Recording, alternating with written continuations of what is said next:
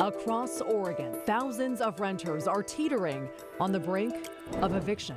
I think it is a true emergency. Today, lawmakers in Salem debated their fate. This is intended to address the effects of the pandemic, which put people in a position where they couldn't afford to pay their rent. So let's walk through the basics of today's special session, which included aid for farmers devastated by climate change and for law enforcement fighting illegal pot grows. It also included questions about rent assistance fraud. What are you doing to make sure that able-bodied individuals that are capable of working are not taking advantage of this plan?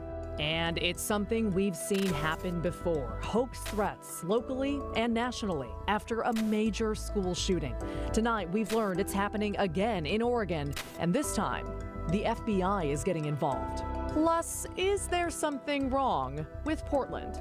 Wait, don't answer that. We know you have opinions. What we mean is, why isn't Portland's economy bouncing back as fast as the rest of Oregon? People are staying in the suburbs or their rural communities and spending and going out to eat there when they would have done that previously downtown. Here's the story. We know what you're thinking, okay? You're thinking I can name several reasons why Portland is struggling more than the rest of Oregon, but stick around for that story, because when you compare how Portland's doing to other cities nationwide, you might be surprised. I'm Maggie Vespa. Welcome to The Story, the show where your questions and your comments drive our coverage. So email thestory@kgw.com. Use that hashtag, thestoryKGW. It's obnoxiously just kind of posted at the bottom of the screen. Super subtle, you know. Our team is watching for your feedback, as always, as we speak. So let's get started. All right, first up, rent assistance and a jam-packed one-day special session that is still going as we speak in Salem. Our producer is watching it now. So we're going to show you plenty of grainy video of lawmakers making speeches and casting votes, because clearly that's good TV. So you'll get that. But first, I want to introduce you to a renter who is waiting on assistance from the state. Zena Moore lives in Clackamas. She's a social worker with a master's degree who lost a job during the pandemic after unemployment ran out over the summer and she couldn't pay rent for July through October. So Moore now has a new job and she's now paying rent moving forward, but she's asked the state to help her cover the debt of those months when she couldn't pay, which is about $7,000 at this point. And making matters worse, Moore has lost several relatives to COVID. 7 total, she says. So this pandemic has hit her from all angles. I just don't want our community of lawmakers to forget about trauma. I think it's a lot of it going on, not only just around the rental assistance program, just the whole pandemic, the COVID. I think we're still in a pandemic, and that, you know, we just all need to band together to support each other through these tough times. So Moore's version of banding together and supporting each other, she says, would be the state funneling more money into rent assistance and protecting renters who are waiting for that money. Lawmakers have been at it all day. Again, they're still at it right now. But here's the gist of what they've been considering and what they've been voting on. The main policy shift would be to give renters who are waiting for assistance a longer, what's called safe harbor, way longer. So basically, if renters apply for assistance before the end of this coming June 2022, lawmakers are considering protecting them from eviction until October 1st. They're also weighing a huge funding package, $215 million for further rent assistance. That includes a $100 million landlord compensation fund. Also, $100 million for drought relief for farmers and agricultural workers who lost wages to severe weather. And $25 million to help local law enforcement agencies stop illegal cannabis operations. So as of now, this is an update from just a few minutes ago, both the House and Senate have passed the funding bill. So that big rent assistance figure, that has passed both chambers. The House right now is still debating the others, including the eviction protection through October. Advocates, at least with the money portion, are thrilled because they say the stakes are really high. Since the eviction moratorium in Oregon ended in June, the Oregon Law Center reports landlords have filed for non-payment evictions for more than 2,200 tenants across Oregon. At the same time, the state says more than 8,000 renters are waiting on assistance and have been for months. So here's some of what we heard from lawmakers today. there are too many renters and too many landlords left that need to be paid and made whole. And the only way we can do that is to pass this bill. We need new money for the system. And otherwise, we will leave thousands of landlords and thousands of renters without protection and without being made whole. And I think it is a true emergency. I don't think it can wait till February. This is a fix to get landlords paid who have been out of revenue for a long time. This doesn't going to fix the problem completely, but it's going to help them a lot. It moves it forward, and it gives a chance for those who now can go back to work to be caught off and start afresh. Now, we do want to be clear, though, these items didn't just sail through the legislature without pushback. In fact, several lawmakers, many of them conservative, raised concerns about that funding item in particular. What are you doing to make sure that able-bodied individuals that are capable of working when businesses are crying for labor are not taking advantage of this plan? And two, there's no means test in this bill. So what are you doing for a means test to make sure that someone that could very well afford to pay the rent is not making off with money from the state? Now, a lot of you might have opinions on that question, and it's coming from all sides, and it's one that we get from a lot of people at home. John wrote in asking us, why is the state of Oregon still offering rent assistance when there are so many job openings, many of those with signing bonuses? Lori asked the same question and then added, we're not on lockdown like we were, where folks literally couldn't work. We're not in the same place we were in a year ago. What am I missing? So this is the answer that lawmakers got. The intention of the package that you all are considering is that the $100 million in funds that would be added to the Oregon Emergency Rental Assistance Program would be layered on top of the existing federal program. And the federal program does have means testing. So it requires 80% AMI and below, 80% of area median income and below, with further requirements to prioritize applicants at 50% of area median income and below. So it is really targeted to very low income individuals. So on top of those federal guidelines, state officials went on to say data shows that most people applying for rent assistance here in Oregon are working, and they're trying to pay back rent, which, remember, is the case with Zena Moore. She got her new job last month as a social worker. She's just hoping that the state covers those 4 months she owes as soon as possible. All right, let's turn to our schools now, because we've been talking about a lot of issues lately, like fights between students, teacher burnout, and short staffing. But tonight, unfortunately, we have to focus on threats, because Salem Keizer got a bunch last week following last month's school shooting in Michigan. So let's bring in Joe Ranieri. He's been working on this story. So Joe, why does the district think that this is happening? Well, Maggie, a spokesperson believes these threats that turned out to be all hoaxes are coming in response to that deadly school shooting in Michigan. They told me schools across the country have been seeing an uptick in threats and rumors. Here in Oregon, schools in Portland, Eugene, Lebanon, and Albany have been dealing with threats since the Michigan shooting. Last week, a Salem Keizer schools got 6 of them. So now the district is joining with the local and federal law enforcement to educate people about the dangers. The school district posted this on their Facebook, Instagram, and Twitter pages. It reminds people not to make threats or spread rumors online. The district has what they are calling a threat assessment team. It's a team of school officials who gather information about a threat and then work with law enforcement to determine if that threat is real or not. Last week, the threats all turned out to be hoaxes. It's crazy that they have to have a team like that. So, Joe, did the district tell you at all what some of these threats were last week, or details about them? Well, they didn't give any details on any of the threats, but in one case at Houck Middle School, there was a threat written on a bathroom wall after school and was found during a sporting event. Now, they quickly alerted families about what they found and assured them it was a hoax. And we've seen, I know you found this in your reporting, kind of copycat threats, unfortunately, like this before, haven't we? That's right. For example, in the 2 weeks after the 2018 school shooting in Parkland, Florida, more than 600 threats were reported in schools across the country. Now, experts say kids make these threats because they're young and have poor judgment and want to disrupt their school day. And as we've seen in Salem, most of the time, these threats turn out to be hoaxes. Yeah, but obviously good that they're vetting them. All right, Joe Ranieri, thank you for the update. Now back to what feels like it's becoming an age-old question, and that is, what's wrong with Portland? Except this time, we're not the ones asking that. What's wrong with Portland is actually the title of Josh Lehner's new blog post. And Lehner is an economist for the state's Office of Economic Analysis.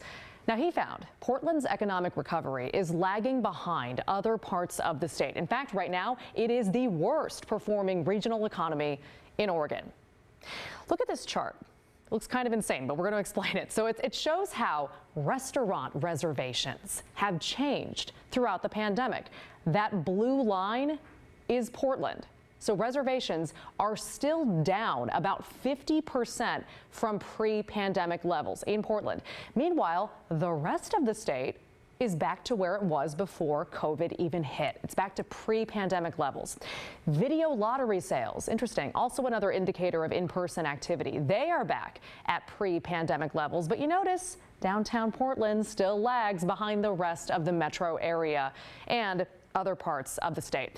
Now, I know what a lot of you are thinking. Portland is over. Downtown is a mess. This is what happens when you vote for so-and-so, insert name. We have read your comments and your emails, and we get it. But for those of you who are kind of either rooting against the city of Portland, or you're just so despondent about it that you think, well, how can we even turn this around? Lehner's findings might surprise and or disappoint you. It's because Portland, he says, is not alone. Big cities across the country are going through the same thing. One of the things we've seen during the pandemic is that these big, large cities, the urban cores in particular, are lagging economically because we have less business travel right now. So there's less people coming in and around and meeting with firms and staying downtown and the convention centers. And then also people are working from home to a greater degree. And so people are staying in the suburbs or their rural communities and spending and going out to eat there when they would have done that previously downtown on their daily commute. So in other words, cities have been especially impacted by the pandemic because their economies rely on in-person activities. And Portland is the biggest city in the state, so it's not a huge surprise that the recovery is a bit slower. But it is wrong to say that Portland is just like other cities. I mean, ask any business owner downtown and they'll tell you the city's reputation matters, and it's taken a hit. That being said, measuring the impact of that hit can be tough. There's a difference here between, social challenges that we have in terms of violence and protest and the rise, the increase in the homeless population and the like, versus the public perception of these issues, and then underlying economic performance, right? And from an underlying economic performance perspective, Portland is average, right? It's right there in the middle of the pack of what these large urban areas around the country have experienced in the last 20 months. Okay. So where do we go from here? That is the question that Lehner and others are asking, because over the past decade, Portland has become one of the most desirable places to live. Among major metro areas, it ranked in the top 10 for the high wage job growth and gains in median household income. But whether that will continue remains to be seen. Portland will see above average growth, right? I don't think that's really the question. The question is whether Portland will regain its perch as one of the top handful of the fastest growing economies in the entire country, right? Up there with the Austins and the Salt Lake cities of the world and things like that. That's really the kind of dynamic that we're looking for, is the strength of the acceleration in the economy. Climate disasters are becoming more and more common, but a new audit says during an emergency, Portland is not equipped to take care of one of our most vulnerable populations, people with disabilities. It is acute now because of the climate change effects, and the city should have plans in place with the specific unique needs of people with disabilities. When the story continues. Rent assistance special sessions, so keep them coming. Send your questions and comments to thestory@kgw.com. Use that hashtag #TheStoryKGW on Twitter. By now, I'm sure you have seen the absolute devastation in Kentucky after massive tornadoes ripped through over the weekend. At least 65 people were killed.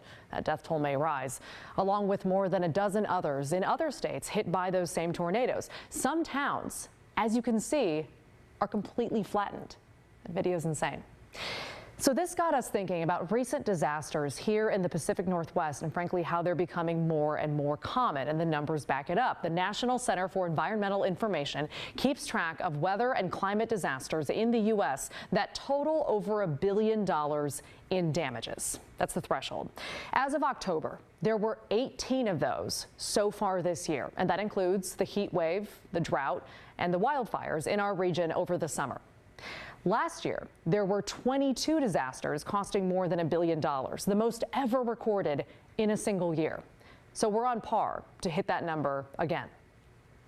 Let's take a look now at the disasters over the last few decades. In the 2010s, there were about 12 major climate disasters per year. In the 2000s, we averaged about 6 per year.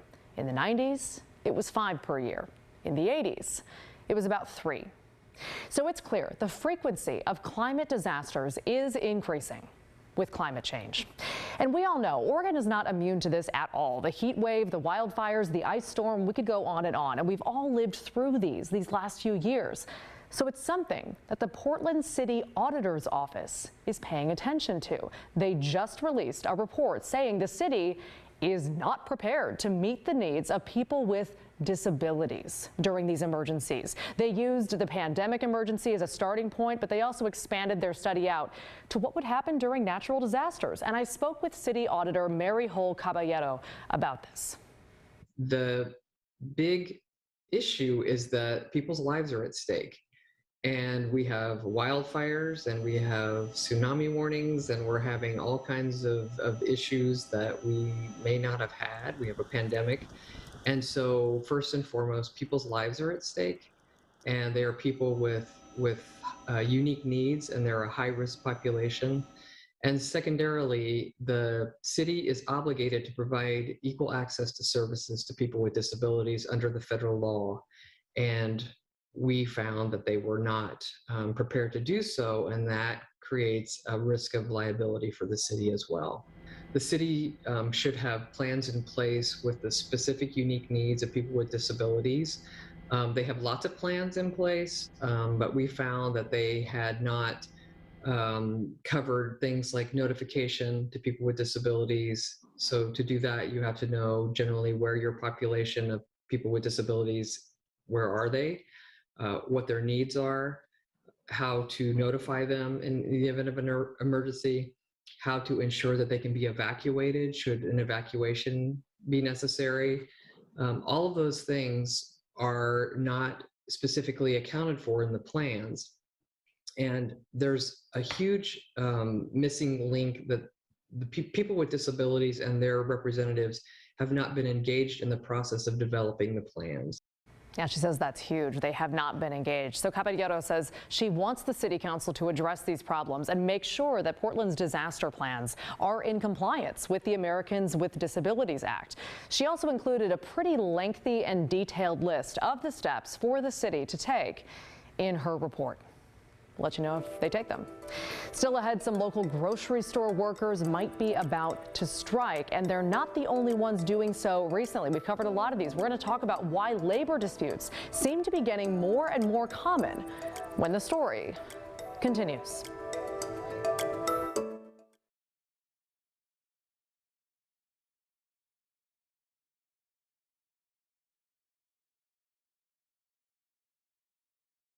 Welcome back. How many of you shop at Fred Meyer or QFC?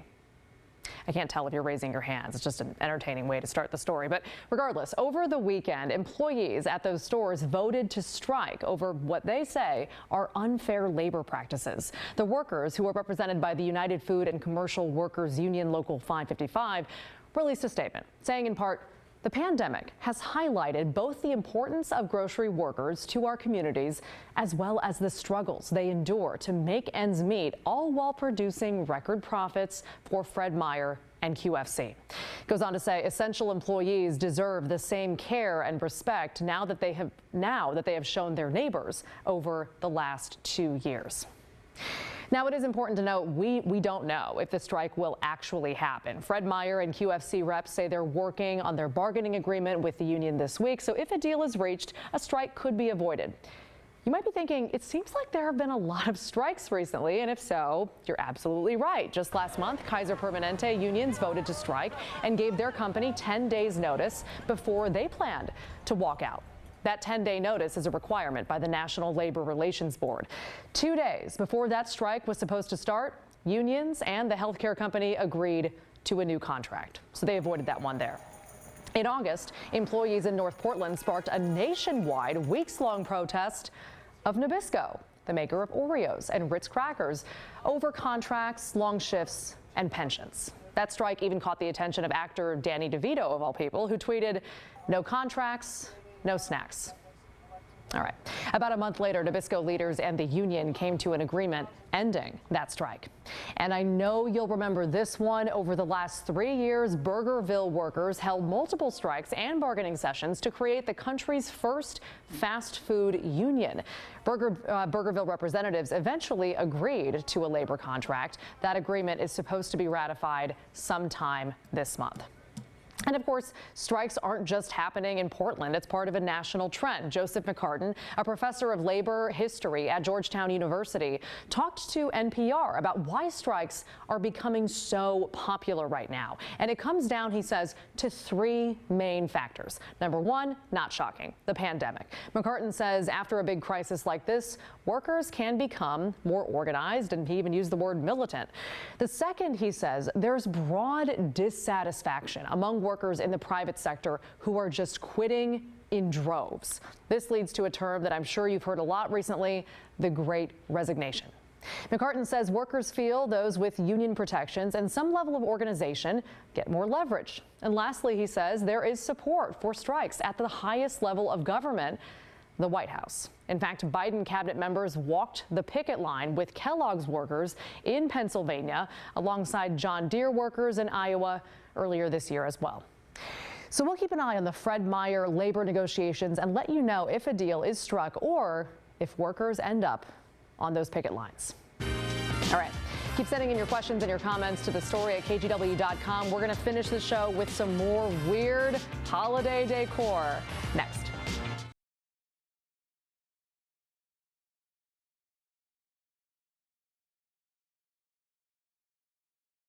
Let's wrap up with another installment, shall we, of Show Us Your Weird Holiday Decor. Every family's got them, and you've been showing us yours, including Sonia. She emailed us these, dare I say, terrifying photos with an amazing backstory. Sonia is 64, and she wrote, "For as long as I can remember, my grandma, the daughter of Finnish immigrants, would put out this hideous Santa she called Tomti, and a cute little troll-like doll she called Tontu, Swedish and Finnish, respectively, and then would tell us the story of how they would hide under a bridge.